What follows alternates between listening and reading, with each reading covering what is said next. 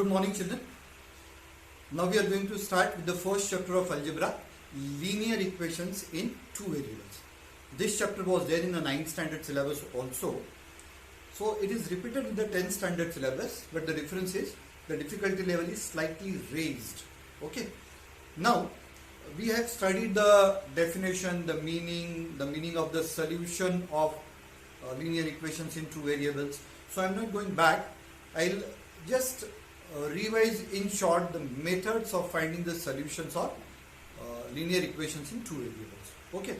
So we know that in the 9th standard you have studied two methods of solving these equations. Method number 1 was elimination method and method number 2 was substitution method. Now in the 10th standard we will study the third method, getting the solution by Cramer's rule. Okay. But before studying Cramer's rule, let me explain to you the previous two methods by taking one example. Okay. So let me start with the first example.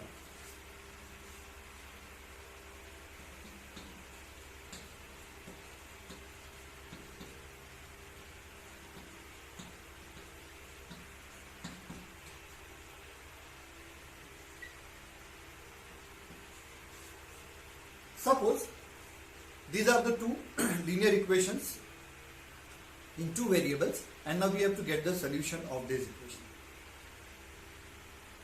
The first method is elimination method. What do you mean by elimination method? We eliminate any one of the two variables, either x or y. Now what is the method? The first step is the equation can be given to you in different forms. Rearrange the equation in this form. In this form is what? Ax plus by equal to c. The variables can be in place of x and y. It can be a and b also, p and q also. But generally it is given in terms of x and y. So rearrange both the equations in this form. Step number 2 is take the decision of elimination of variable. You can choose to eliminate x or y, anything.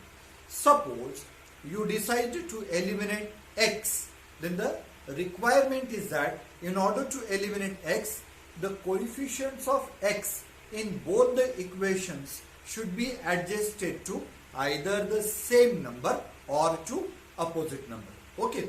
Now in these two equations, suppose I decide to eliminate x. So if I want to eliminate x, I have to make these two coefficients equal. So we have to rearrange these two equations. Rearrange means what? We will multiply the first equation in order to make them equal.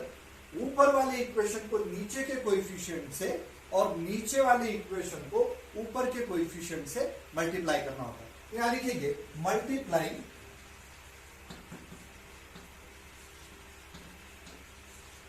equation 1 by 2 and equation 2 by 5 we get. First equation को, क्योंकि आपने x को eliminate करना तय किया है, तो x के कोएफिशिएंट्स को इक्वल करने के लिए इस कोएफिशिएंट से यहां मल्टीप्लाई करेंगे. तो यह आएगा आपका 10x, 2 से मल्टीप्लाई करेंगे पूरे इक्वेशन को. 10x प्लस 6y, यहाँ पर भी 2 से मल्टीप्लाई करेंगे तो 16. ये आपका इक्वेशन नंबर 3 होगा. इसको सेकंड इक्वेशन को x का कोएफिशिएंट 2 है, उसको भी इक्वल करने के लिए यहाँ के कोएफिशिएंट से यहाँ मल्टीप्लाई करेंगे. तो ये आएगा 10x माइनस 20y, क्योंकि 5 से यहाँ मल्टीप्लाई करेंगे, 5 से यहाँ भी और 5 से यहाँ पे minus 10. This is equation number 4. Now once these two equations are adjusted according to the requirement, यानी क्या? तो x का कोएफिशिएंट सेम बन गया.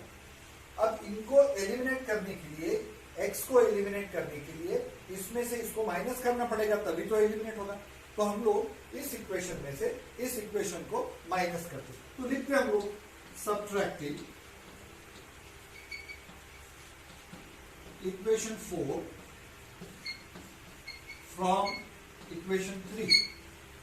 फिर वो उसकी एक प्रोसेस होती है. 10x plus 6y is equal to 60, यहाँ पर 10x minus 20y is equal to minus 10। और अब इनको अगर आप माइनस यानी सब्ट्रैक्ट कर रहे हो इस इक्वेशन को, इसमें से जब आप सब्ट्रैक्ट करेंगे तो सेकंड इक्वेशन जो है इसके तीनों के साइंस बदले जाते हैं। ये प्लस लिमिक्स था, इसको माइनस कर दिया, ये माइनस है इसको प्लस कर देंगे, ये भी माइनस है इसको भी प्लस कर देंगे। और ये जो नए साइंस अपने को मिले हैं इनको लेकर अभी हम लोग नेक्स्ट स्टेप कैलकुलेशन करेंगे। यानी कैसे 10x माइनस 10x, तो ये तो गया, यहां कुछ नहीं बचेगा, ठीक है, ये कट गया समझ लीजिए। 6y प्लस 20y, तो यहां पर आएगा 26y, 6y और यहां पे नया साइन, पुराना नहीं नया sign, plus 20y is equal to 26y। यहां पर 16 और नया साइन है plus 16 plus 10 26, therefore y is equal to 1। यानी अगर आप x को एलिमिनेट करेंगे तो आपको y की वैल्यू मिलती है, अगर आपने उल्टा कर दिया y को एलिमिनेट कर दिया तो आपको x की वैल्यू मिलती है। अब ये y की वैल्यू आप ऊपर वाले किसी भी इक्वेशन में रखिए, आपको x की वैल्यू मिलेगी। तो यहां लिखेंगे therefore फ्रॉम, कोई भी इक्वेशन आप ले सकते हो, therefore फ्रॉम इक्वेशन 1, तो ये y की वैल्यू यहां डाल देते हैं, तो क्या होगा 5x plus 3 into 1 is equal to 8, therefore 5x 3 into 1 3, 3 उधर चले जाएगा तो 8 minus 3, therefore 5x is equal to 5 and therefore x is equal to 1. So final answer is x is equal to 1 and y is also equal to 1. So this is the process of elimination or method of elimination to solve simultaneous equations. ये हमने पिछले साल सीखी थी।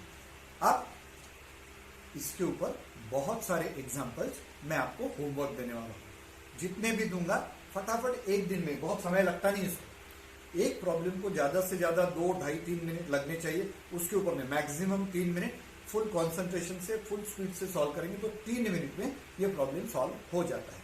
ठीक है, अब मैं आपको कुछ प्रॉब्लम्स होमवर्क के लिए व्हाट्सएप पे फोटो के फॉर्म में दे दूंगा, ठीक है, वो आपको करना है। अब सेकंड मेथड पढ़ते हैं।